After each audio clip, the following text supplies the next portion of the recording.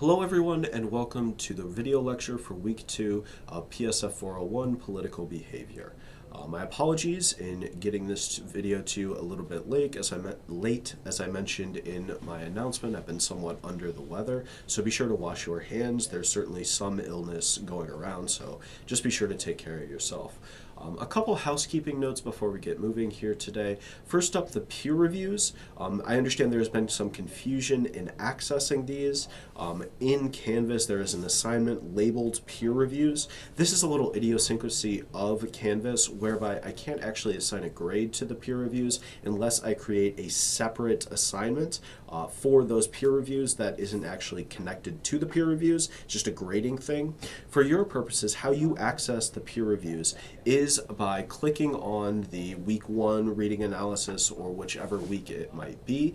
On the right hand side there will be a link that will take you to the peer reviews that are assigned to you. These should also be visible in your to-do list. I will upload a video or a link to a web page describing the process of how this actually works, just so that you are clear about it. Another quick note on the reading analysis: please don't include your name or any other identifiable information. The peer reviews are intended to be anonymous. I know it's weird writing a paper and not putting your name on it or any other identifying information. You're uploading it to the Canvas page where it actually belongs. It's attached to your name that way, so don't worry too much about it. Another couple notes here for the annotations through Hypothesis. I read through many of them. Many of them are quite good. Just the number here. So per reading that you do other than the textbook, you're going to be doing 2 annotations per reading. Generally, this will be 2 for the required reading and then 2 for whichever choice reading that you select. So usually 4, but just keep in mind it is 2 annotations per reading is the requirement here. Finally, for housekeeping, the syllabus quiz. There's been some confusion over question 1.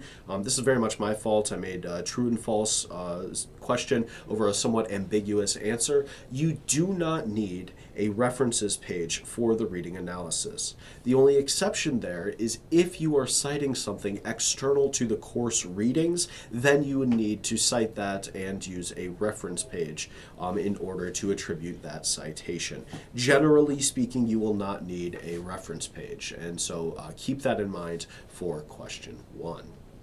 All right, so let's jump into the actual meat and potatoes of this week, looking at this week's reading.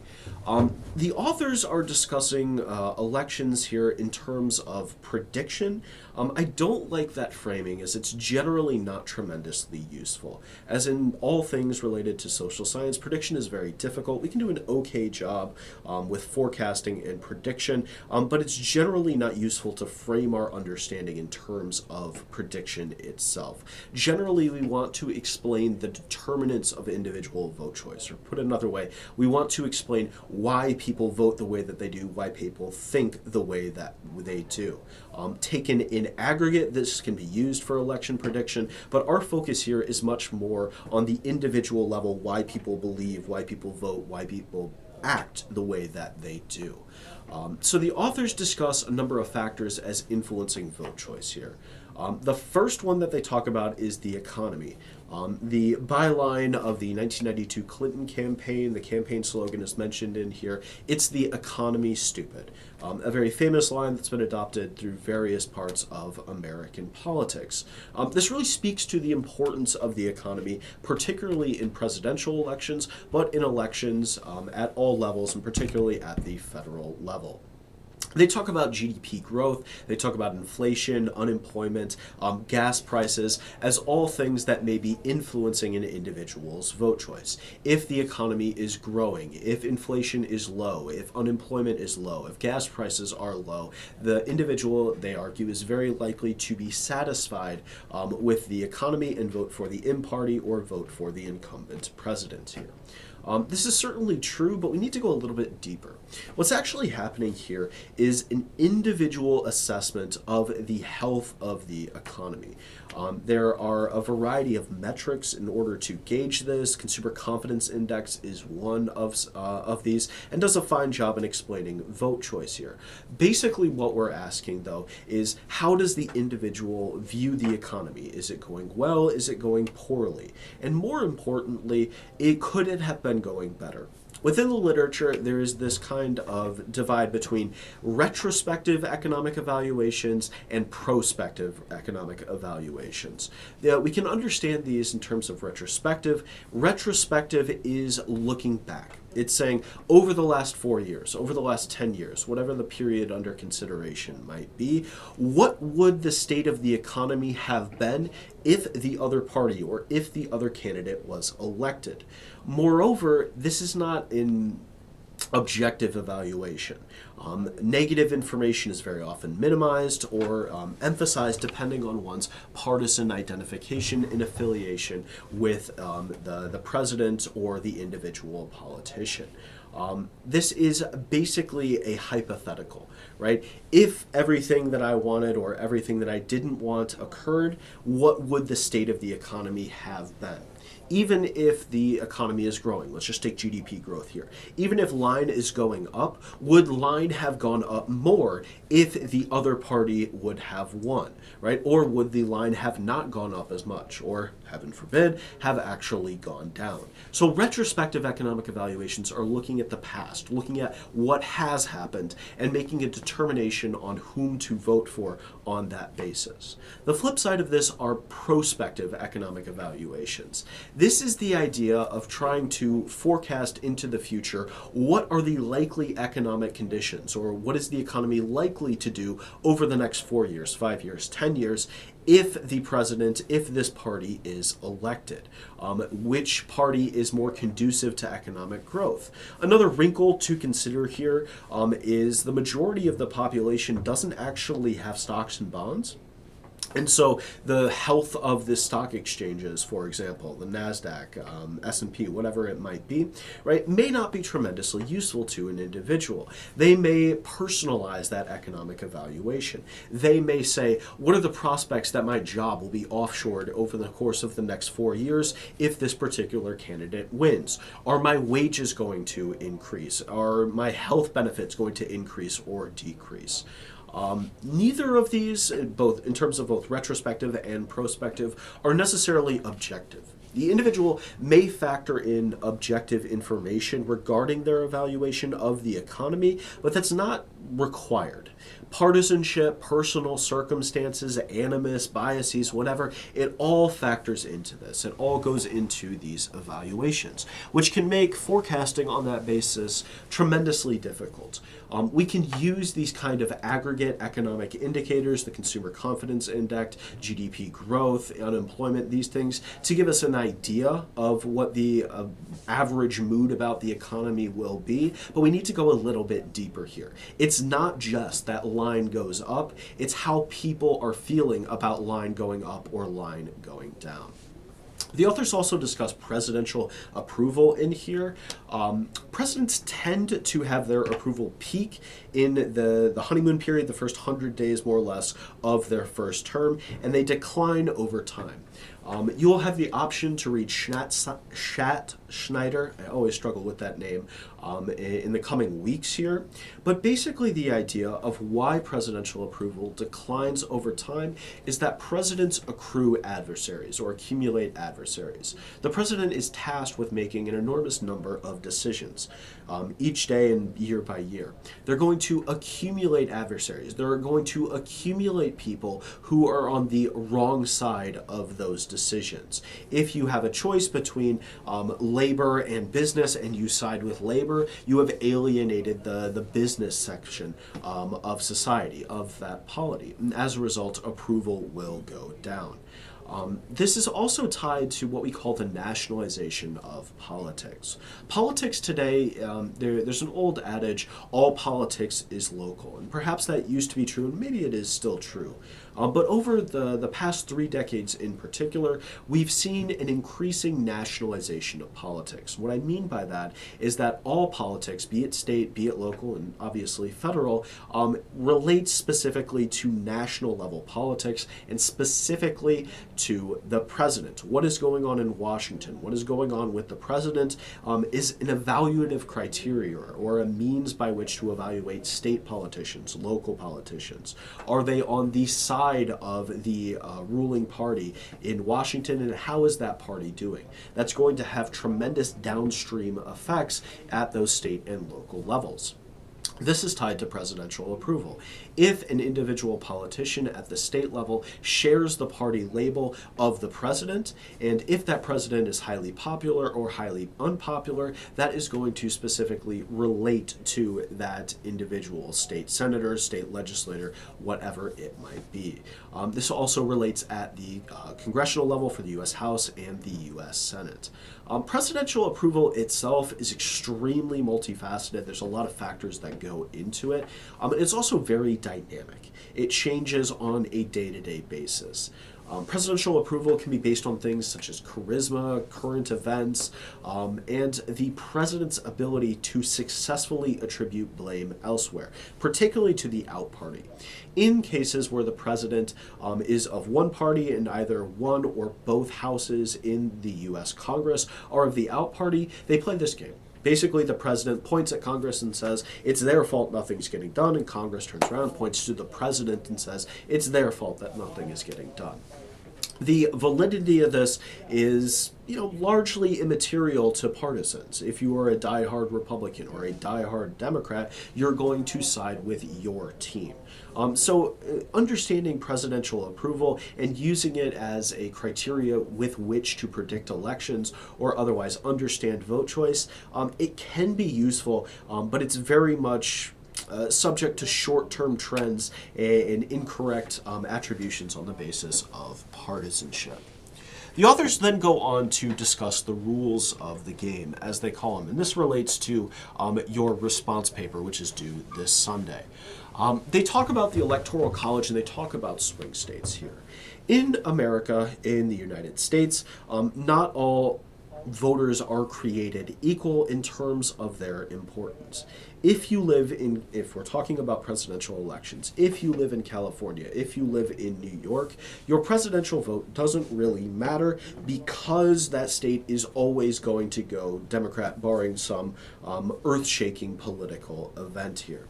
And so from the presidential campaign's perspective, it doesn't make a tremendous amount of sense in order to actually expend scarce resources to ensure that you win New York or ensure that you win California or ensure that you win South Carolina, for example here. Instead, presidential campaigns, they focus on what we term swing states. Those states from election to election based on economic conditions, based on presidential approval, as well as other factors, may go one way or another. This very much skews the content of presidential elections in terms of what issues they are focusing on and how they are messaging. They're tailoring these in particular to those states that we may say are in play. Those issues in Wyoming or Montana or California or New York are likely de-emphasized as those states are safe, and so the presidential campaign doesn't have to spend so much time on them. We can connect this to congressional elections, though, and specifically to funding. There are solidly Democrat, solidly Republican Senate states, obviously, but House seats in particular here. There are those that the incumbent is very likely to win, and if they're not, it's most likely that they would have been primaried in order to get a different candidate of that party into that seat. In congressional elections in particular, though, we also have these swing seats, if we want to call them that. We more often call these competitive races. These are the races that are going to decide the composition of the House, of the Senate, which party is going to be in control. Given the staggered nature of Senate elections, this can condition the content the content of any given race.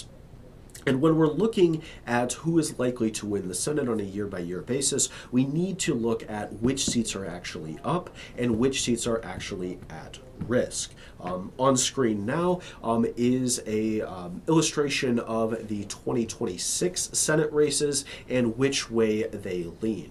And so when we start considering the 2026 election and how it is being contested, how it is being talked about, what issues are being emphasized here, we need to definitely keep that in mind. Now, the authors note that spending wasn't tremendously important in 2020 in terms of the presidential race. Consider spending levels from the presidential campaigns in 2024 in your response papers as well. Fundamentally, spending has dramatically increased at all levels. Money is enormously important.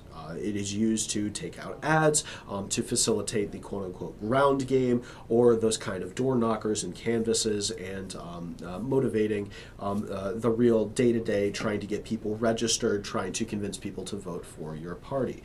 Ad buys are enormously important, and as we approach the 2026 election, both online, on television, on radio, you will be inundated with campaign advertisements. And so when a campaign is putting together their advertising strategy, they need to make a couple decisions on how they're going to do this. The authors talk about issue ownership. We're going to talk about this later on in the course related to Chapter 7, but this is basically the idea that if a given party can frame a campaign around an issue that is, shall we say, their party has an advantage on. For example, something like healthcare, the Democrats are seen as better on that issue to the American public. So if the Democrats can frame the election around healthcare, they're likely to see an electoral advantage as a result. Something like law and order or the economy, Republicans tend to have an advantage there, and as a result, they will try and frame the election about that issue. Another determination that the campaigns have to make is the tone. Are they going to go positive or otherwise extol the virtues of their particular candidate or their particular party? Or are they going to go negative? Are they going to attack their adversaries? Are they going to try and put their other side on the defensive, criticizing their legislative record, criticizing some aspect of their character, for example? Going negative is very often seen as advantageous, right? You want to tear the other person down.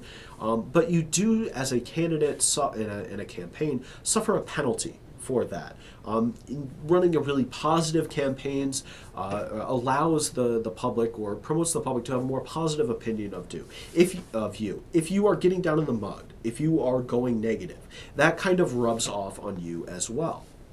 Tying this back to funding, over the past decade or so since Citizens United, we've seen a trend where the campaigns themselves, they'll go positive, right? They will extol the virtues of their politician, what policies they are going to try and implement, uplifting music, pictures of puppies and beautiful families and all the rest of that. They will collaborate, however, with political action committees or PACs or super PACs in many cases. They'll have the PACs go negative. They'll critique their opponent. They'll attack them on their legislative record or whatever it might be.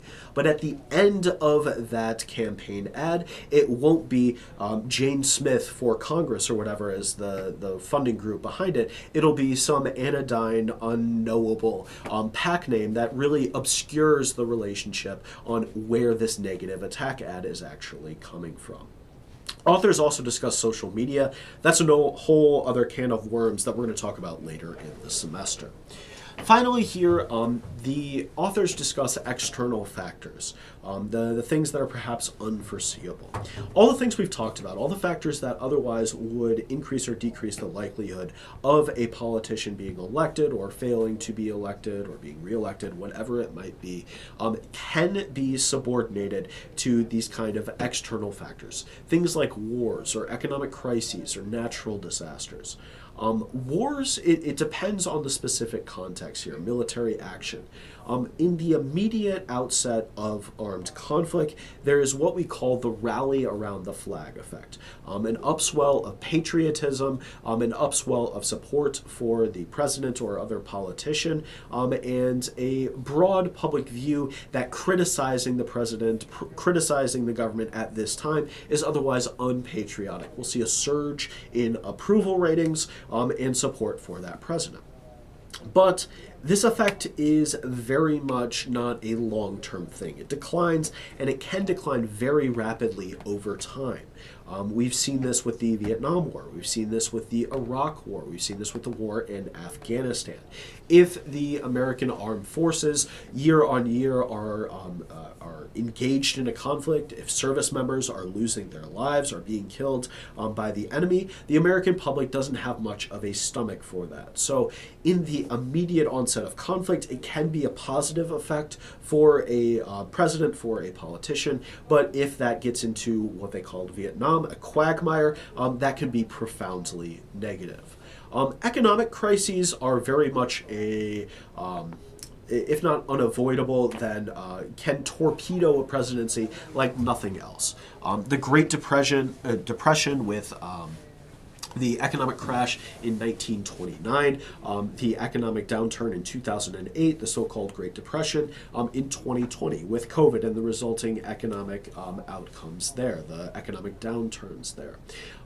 While you may say that the president or the administration could have taken additional steps, could have done something differently in order to forestall this economic crisis, the president themselves are very limited in their ability to influence the economy in these ways. But they suffer the penalty for these economic downturns all the same. Thinking back to our retrospective versus prospective evaluations and the emphasis that this is not an objective evaluation, the average citizen can look at this economic crisis and say, hey, if we only voted for the other party in the last election, they would have handled this better. Or looking forward, well, this person is clearly incapable of handling the economy. We need to get someone else in there to fix the mess that they created. The final one here in terms of external factors are natural disasters. It is not the case, actually, that the public is going to punish a president, punish a politician for failing to stop a hurricane or failing to stop an earthquake. The public is relatively discerning. They're going to understand that the government is actually unable to stop hurricanes or tornadoes or whatever it might be.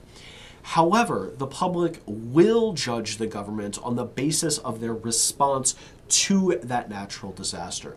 We saw this in, I believe, 2005 with the aftermath of Hurricane Katrina.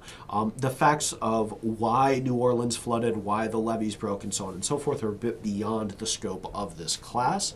But George Bush, the famous picture on the airplane, was widely seen as not responding sufficiently well or in a sufficiently timely manner to this crisis, to this natural disaster and the results. And a lot of the people who died were placed at the feet of George Bush. As a result, saw a profound hit to his presidential approval, and it is often said that this was the beginning of the end of the Bush administration. So these are things that are not foreseeable, not stoppable, not even really able to be affected by the president, but they may suffer an electoral benefit, and their party may suffer an electoral benefit or an electoral defeat as a result of these. So finally here, moving now to this week's response paper. So when you click on the assignment, you will see the prompt. How do the rules of the game affect the strategies of U.S. presidential candidates and ultimately the outcome of these elections? Use examples from the 2024 presidential election in your response. I want you to pay particular attention to the swing states in the 2024 elections. And then look at the campaigns themselves. How did the campaigns themselves emphasize those issues that were important to those swing states? Moreover, how did the campaign strategies themselves tailor to these swing states in order to maximize their likelihood of being elected? The counterpoint here is the question, does the nationalization of politics limit the ability of presidential candidates and campaigns to focus on those state-level issues?